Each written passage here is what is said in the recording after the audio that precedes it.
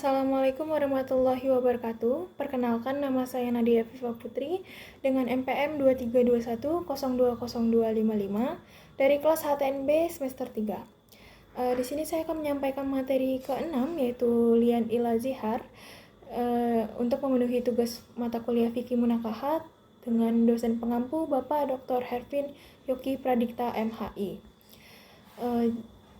Islam telah memberikan ketentuan tentang batas-batas hak dan tanggung jawab bagi suami istri supaya perkawinan itu berjalan dengan sakinah, mawaddah, dan rahmah. Bila ada di antara suami istri berbuat di luar hak dan kewajiban, maka Islam memberi petunjuk bagaimana cara mengatasinya dan mengembalikan kepada yang hak. Pengertian li'an.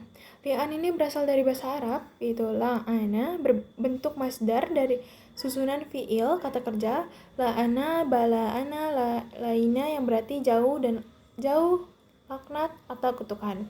Secara terminologi, li'an merupakan suatu ucapan, sumpah yang dilakukan oleh seorang suami kepada istrinya dengan 5 kali sumpah, dan pada sumpah yang terakhir, suami mengucapkan sumpah yang diikuti dengan laknat kepadanya jika dia dusta. Dasar hukum li'an dan orang-orang yang menuduh istrinya berzina padahal mereka tidak mempunyai saksi selain diri mereka sendiri, maka kesaksian masing-masing orang itu ialah 4 kali bersumpah dengan nama Allah bahwa sesungguhnya dia termasuk orang yang berkata benar. Quran Surat An-Nur ayat 6. Syarat dan rukun li'an. Rukun li'an adalah sebagai berikut. 1. Suami tidak akan jatuh li'an apabila yang menuduh zina atau yang mengingkari anak itu laki-laki lain yang tidak mempunyai ikatan pernikahan, bukan suaminya. Kedua, istri tidak akan jatuh li'an apabila yang dituduh tersebut bukan istrinya.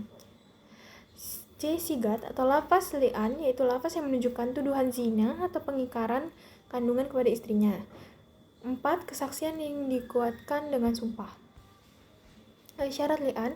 Adapun syarat li'an adalah sebagai berikut. Yang pertama, adanya ikatan perkawinan meskipun belum bercampur. Yang kedua, hukum nikahnya sah.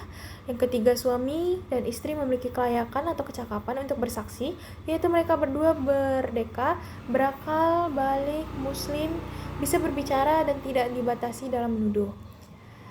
Ilah. Pengertian ilah yaitu berasal dari bahasa Arab. Secara arti kata berarti tidak mau melakukan sesuatu dengan cara bersumpah atau sumpah. Ilah ialah sumpah seorang suami untuk tidak menggauli istrinya.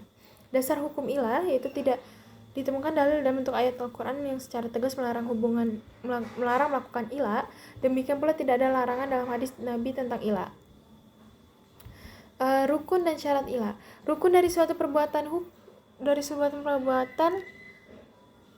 hukum merupakan bagian atau yang mewujudkan perbuatan tersebut. Rukun ilah dapat dirumuskan dalam 3 kata pokok atau kunci dari definisi yang sudah disebutkan sebelumnya, yaitu suami yang mengilah istri, yang menjadi sasaran ilah, dan sigat atau ucapan yang mengilah. Tujuan dan hikmah. Setiap ketentuan agama mempunyai tujuan dan hikmah yang bermuara pada kemaslahatan umat. Di antara tujuan dalam hal ini adalah supaya suami tidak menyalahgunakan kekuasaan terhadap istrinya dengan cara tidak melaksanakan perintah agama untuk menggauli istrinya secara baik. Lalu zihar. Pengertian zihar ini diambil dari kata zahar yang berarti punggung. Kalau seorang suami mengatakan kepada istrinya, yaitu anti alaya kazahri ummi, artinya engkau bagiku adalah seperti punggung ibuku. Berarti suami itu telah menzihar istrinya. Menzihar tersebut maksudnya suami haram menggauli istrinya untuk selama-lamanya. Hukum zihar ini para ulama sepakat mengatakan kalau hukum zihar itu hukumnya haram. Oleh sebab itu, orang yang melakukan zihar itu berarti melakukan perbuatan yang berdosa. Kesepakatan para ulama ini berdasarkan penjelasan yang gamblang dari Al-Quran dan hadis tentang tidak bolehnya zihar. Ketentuan zihar.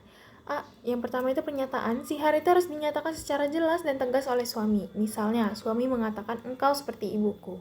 Yang kedua, sanksi. Setelah melakukan zihar, suami wajib membayar kafarat atau tebusan untuk menghapus perbuatan tersebut. Kafarat itu biasanya puasa 2 bulan berturut-turut atau memberi makan 60 orang miskin. Yang ketiga, tindak lanjut. Suami harus bertaubat dan memperbaiki hubungannya dengan istrinya setelah kafarat dilakukan. Akibat zihar. Yang pertama itu larangan bersama. Suami itu tidak diperbolehkan berhubungan intim dengan istri setelah zihar. Yang kedua, kewajiban kafarah. Suami itu wajib membayar kafarah yang biasanya berupa puasa atau memberi makan sejumlah orang miskin. Yang ketiga, dampak psikologis. Zihar itu dapat menyebabkan stres emosional dan konflik dalam hubungan. Sekian penyampaian materi dari saya. Mohon maaf apabila terdapat banyak kesalahan. Kepada Allah saya mohon ampun.